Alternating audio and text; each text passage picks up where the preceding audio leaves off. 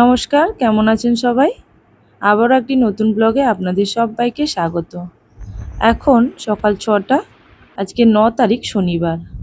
সকাল সকাল আমি ছেলের জন্য টিফিন বানাবো বলে উঠে পড়েছিলাম সকাল ৬টাতে। আর প্রত্যেক দিনই এই সময় উঠি। এই সময় ওঠার পরে আকাশের দিকে একটু তাকিয়ে দেখি, কারণ খুব সুন্দর লাগে আকাশটা। দেখুন বাইরে সকালটা কতটা সুন্দর এবং একেবারে স্নিগ্ধ। এরপর এক গ্লাস জল খেয়ে কিছুক্ষণ বসেছিলাম, তারপরেই গেলাম ছেলের জন্য টিফিন বানাতে। ওরা আজকে আবদার ছিল বার্গার দেওয়ার জন্য। যেহেতু ওদের ননভেজ অ্যালাউ নয়, তাই ভেজ বার্গারই বানিয়ে দেব। এখানে সয়াবিন দিয়ে আলুর পুর বানিয়ে নিয়েছি, এটা দিয়ে আলুর টিক্কিটা বানাবো। আর সঙ্গে এখানে বানগুলোকে একটুখানি তাওয়ার মধ্যে বাটার দিয়ে ভেজে নেব, যাতে আরও বেশি টেস্টি লাগে খেতে। অল্প করে বাটার দিয়ে আমি সমস্ত বানগুলোকে এক এক করে এইভাবে তাওয়ার মধ্যে 2 মিনিট মতন বসিয়ে দেব এবং হালকা লালচে করে ভেজে নেব। এখানে আমি এই বার্গারগুলোর মধ্যে বিশেষ কিছু দেই না, টমেটো, শসা বা যদি পেঁয়াজ দেই, তার মধ্যেই আলু টিক্কিটা দিয়েই বানিয়ে দিই। আর সঙ্গে অল্প মেয়োনিজ দিই আর একটুখানি যে কোনো সস পছন্দ মতন দিয়ে দিই। ওটাতেই আমার ছেলে খুব খুশি হয় বার্গার খেতে। এরপর বাবুকে রেডি করিয়ে স্কুলের জন্য স্কুলের গাড়িতে তুলে দিয়ে তারপর আমি কিছুটা টিফিন করে এবং বরের জন্য টিফিন রেডি করে রেখে দিয়ে চলে গেছিলাম বাজারে। আজকে শনিবার এবং সন্ধ্যেতে ছিল আমাদের পাশের একজন ভাইয়ের বাড়িতে পুজো, তাই পুজোর কিছু বাজার ছিল এবং সঙ্গে আমার যেহেতু গাছ খুব ভালো লাগে, শনিবারে বাজার, তাই এই বাজারেই আমি গাছগুলো কিনে থাকি। তাই বাজারে চলে গিয়েছিলাম, এই ভাইয়ের কাছ থেকেই আমি সমস্ত গাছগুলো নিয়ে থাকি। গাছগুলো দেখতেই পাচ্ছেন কতটা সুন্দর লাগছে এবং একেবারেই ফ্রেশ। আর আমার দেখে তো মনে হচ্ছিল সমস্ত গাছগুলো নিয়ে নিই, তাও লোভ সম্বরণ করে যতটা পেরেছি কম গাছ নিয়ে আজকে বাড়ি ফিরেছিলাম। গাছগুলো নেওয়ার পরে যেহেতু আমি স্কুটি নিয়ে গাছগুলো আনতে গিয়েছিলাম, ভাই ওই গাড়ির মধ্যেই আমাকে গাছগুলো তুলে দিয়েছিল। কারণ এই গাড়িতে যতগুলো গাছ ধরা সম্ভব ততগুলোই আজকে নিয়েছিলাম, অন্তত 5টা মতো নিয়েছিলাম।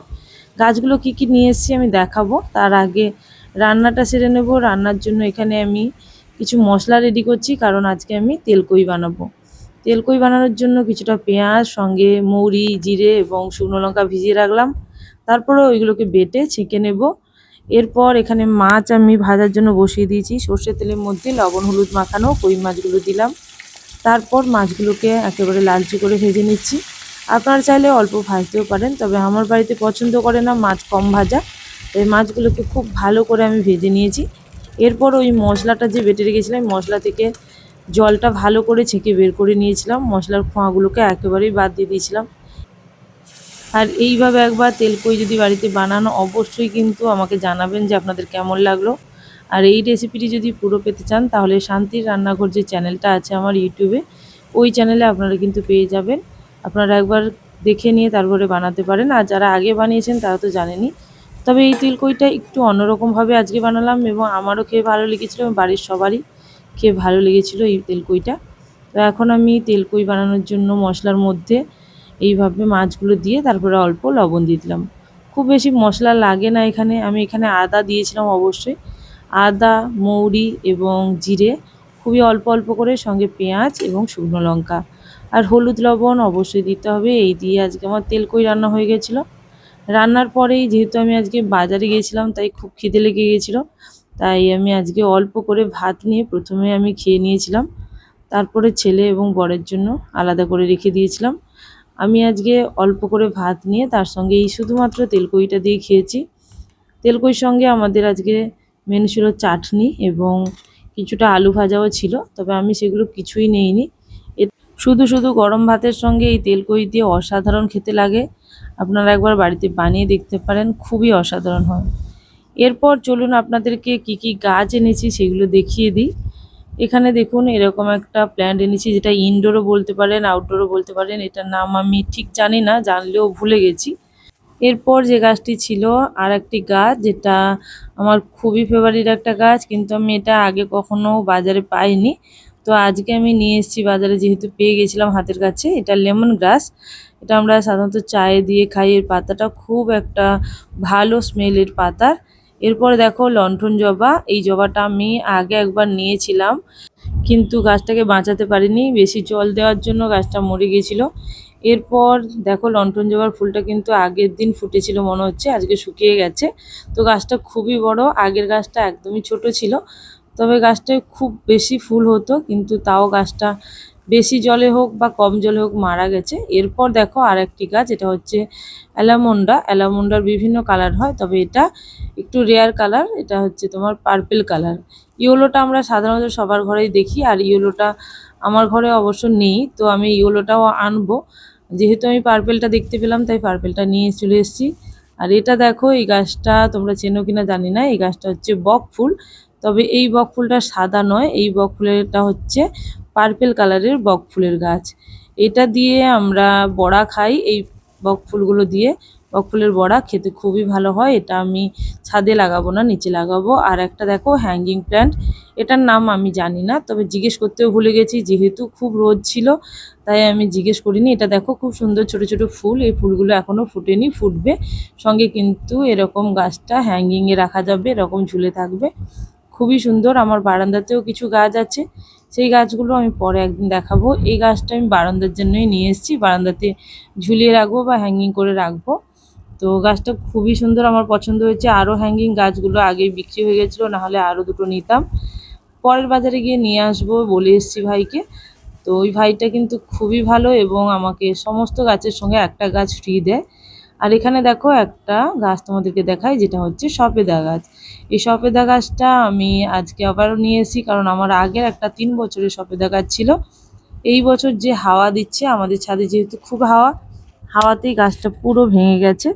তো গাছটা যেহেতু ভেঙে গেছে এবং একদম গোড়া থেকে ভেঙেছে, সেহেতু গাছটাকে আর বাঁচানো যায়নি, তাই আমি আবারও একটা সবেদা গাছ নিয়েছি। সবেদা আমার খুবই ফেভারিট একটি ফল বলতে পারো। তো এখন এই গাছটা আমি লাগিয়ে নেব, তবে এই গাছগুলো আজকে লাগাবো না, নেক্সট দিন লাগাবো। লাগানোর সময় আপনাদের সঙ্গেও শেয়ার করব। তো এখন এই ধরো কয়েকটা গাছ আমি কিনে এনেছি, প্রত্যেক বাজারেই প্রায় আমি এইসব গাছ কিনে আনি। আমার ছাদ বাগানে প্রায় 100 থেকে 150টি ফল এবং ফুলের গাছ আছে। এরপরে দেখো, যে গাছটির কথা আমি বলেছিলাম সবেদা গাছটার অবস্থা দেখেছো, কত বড় গাছটা মরে গেছিলো, আমি কিন্তু ফেলিনি, ডালটা রেখে দিয়েছিলাম। এরপর আরেকটা জিনিস দেখাই, দেখো আমার লেবু গাছ, এটা হচ্ছে গন্ধরাজ লেবু। লেবুগুলো দেখো কতটা বড় বড় হয়েছে এবং একদম নিচের দিকে ঝুলে আছে, দেখতেও কিন্তু খুব ভালো লাগছে। এই গোড়াতে অনেক গাছগাছালি হয়ে গেছে, যেহেতু কাঁটা আছে নিচে, আমি সাহস করে তুলতে পারছি না। তবে এগুলোকে তুলবো, যখন টাইম পাবো তখনই তুলবো।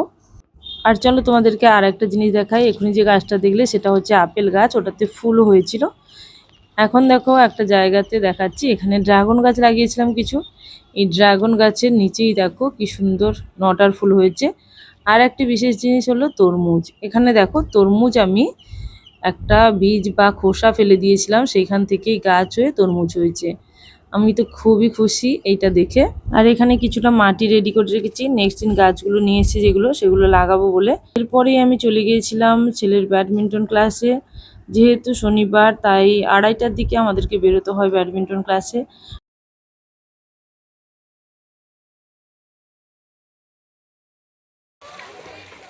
আর ওই ক্যাম্পাসের সামনে এই রাধাচূড়া ফুলটা পেয়ে আমি এইভাবে ফটোশ্যুট করছিলাম। তারপরে আমি চলে গিয়েছিলাম ছেলেকে নিয়ে সুইমিংয়ে। 4:45 নাগাদ সুইমিং ছিল, সুইমিংয়ে গিয়েছিলাম। সুইমিং থেকে ফিরলাম ঠিক 6:30 নাগাদ বাড়ি। তো এখানে দেখো ছেলে সুইমিং করছিল।